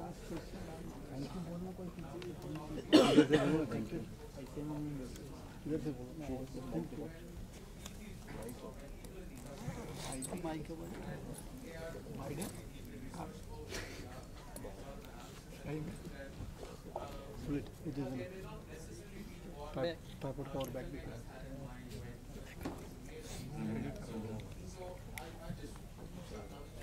I just wondered what you felt when you read this particular book, and also if there are other books that you've read that, did you find them interesting? Did you find them existing in another dimension? Yeah. Film books. Yeah. First of all, I've not read this one yet. I've given interviews for it and all that, but since the time has been ready, Akshay has been wanting me to read it. But I've been busy in Dangal, so I didn't get the opportunity, but I will. But as far as film books goes, I just love them. I love reading film books. But, I've read a book on Nargis Ji, I've read a book on Meena Kumari, I've read a book on Guru Dutt, I think you wrote that.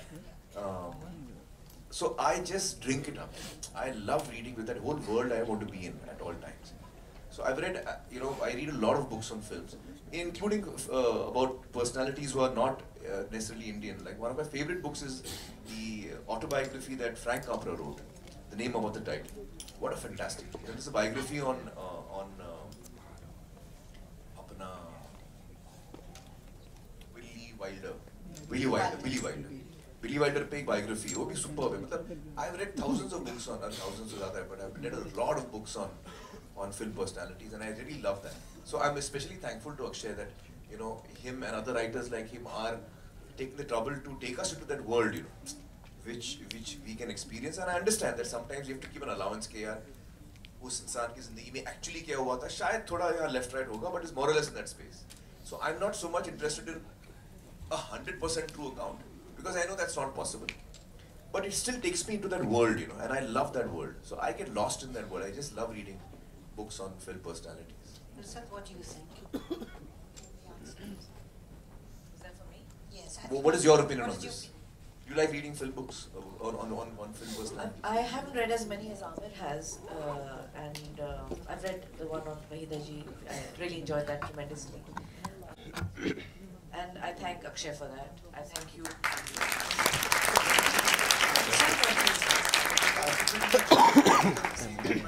Daddy's film was taken, and with the detailed research and the perspective that Akshay has given, I think it's much needed that, you know,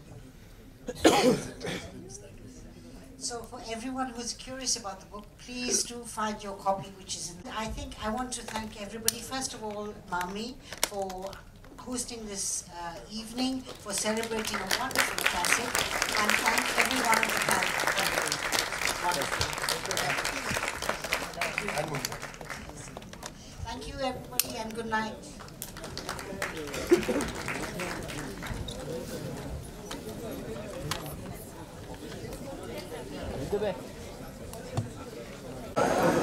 क्या sir? Sir सामने sir Faizal भाई यहाँ पर. फैजल भाई this side इसको है. फैजल भाई यहाँ पर. फैजल भाई यहाँ पर. फैजल भाई यहाँ पर इसको.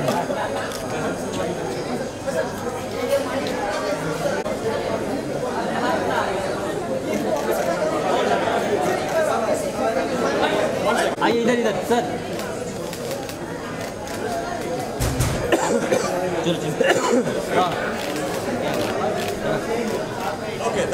Thank you. हटाओ. अरे अनुश्री का चवा बाहर ही रहा, अंदर से बाहर नहीं निकले. यार सेल्फी. यार इमरान भाई एक सोलो. इमरान भाई पीछे से क्लियर करो. Thank you. यार ma'am Reena ji ma'am please आइए मैम साथ में. या रीना जी एक मैडम. रीना जी या look center only. Thank you.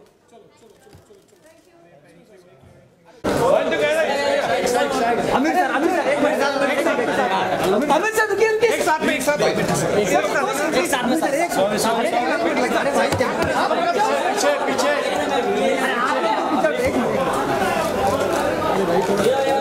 Please. अमीर सर एक मिनट. आप ईशा राइट में